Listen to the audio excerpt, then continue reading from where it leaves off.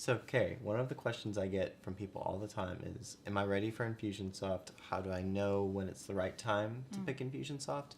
And I felt like you had a really unique story because you went into Infusionsoft before most people would consider themselves to be ready. You didn't have the huge list, but you knew it was a good choice for your business. So, can you tell me, like, what was your decision process behind that, and how has it affected you? Yeah. Well, I've had a few successful businesses before, and I know that the people always cost more than my tools.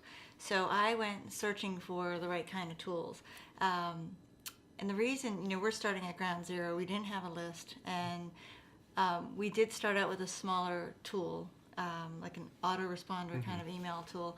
And I just knew that that was, kind of monkeying around or duct taping, and I call it duct taping, putting that together. And so I would pay for my marketing engineer to put all the systems together, and then because my business was growing quickly, which was the design of my business, I had to keep paying to have it changed because it couldn't be dynamic with me.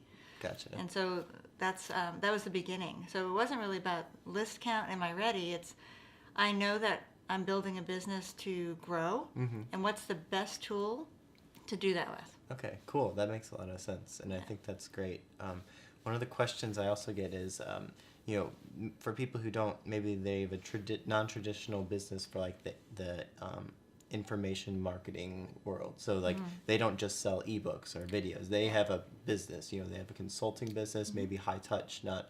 It's not the traditional churn and burn of get a million people to view a landing page. Yeah. Can you talk a little bit about how that's worked for you? Yeah, that's definitely my business.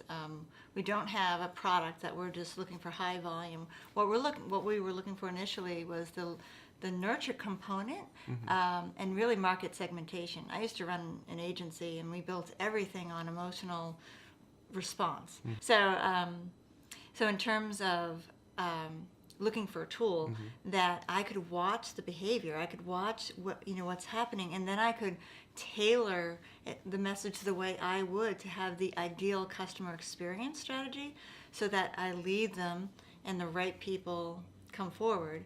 The conversion rate is unbelievable. It's a small numbers, but it's very high touch. We have a consulting business and very high value. We used to do agency work. I used to have teams of 12, and now with Infusionsoft, we really looked at the fulfillment piece, the automation piece. Now we're looking, we bought it for one thing. We bought it for that lead nurtures, because I don't want to sell, but I do need to get in front of people. So Infusionsoft took that off my plate. Right. So the people who raise their hand and say, can I be a client? I'm like, yeah, well, here's a questionnaire to fill out, and I'm furthering that nurture campaign, the experience of my brand before I ever pick up the phone. Totally. So I save so much time. Now it's the CRM. Now we're looking at the fulfillment of our deliverable, and how can we still do what we do really well? Yeah. Using the power of this particular tool. It's unbelievable. Oh, that's awesome.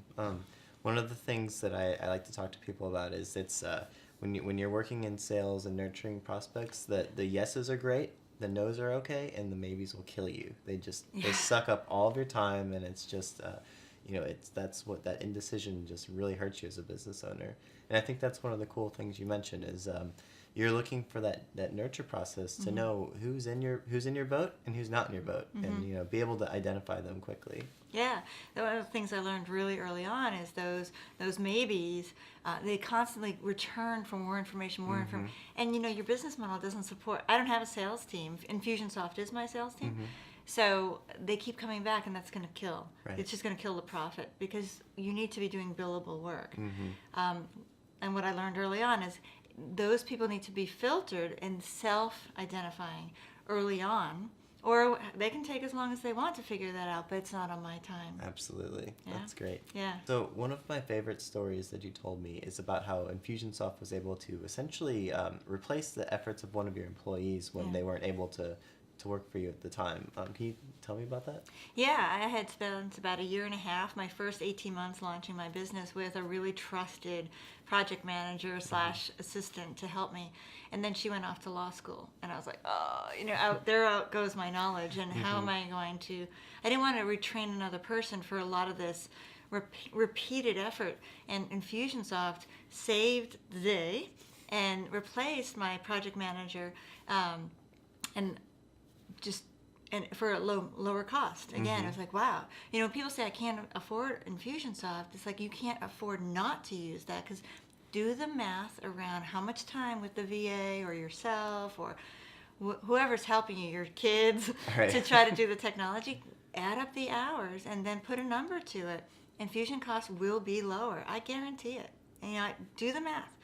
And the other piece to that is it triplicated me. And I am the brand. I am the deliverable. I'm what makes us money. Yeah. And so how do you clone me?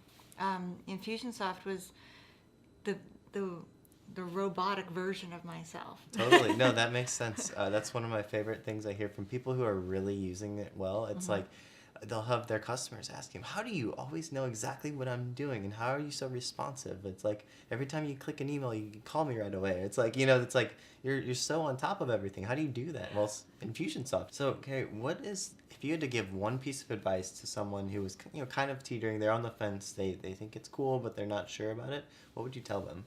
Yeah. Well, I think if you got some clarity around your business, what you're trying to achieve, that's imperative, right?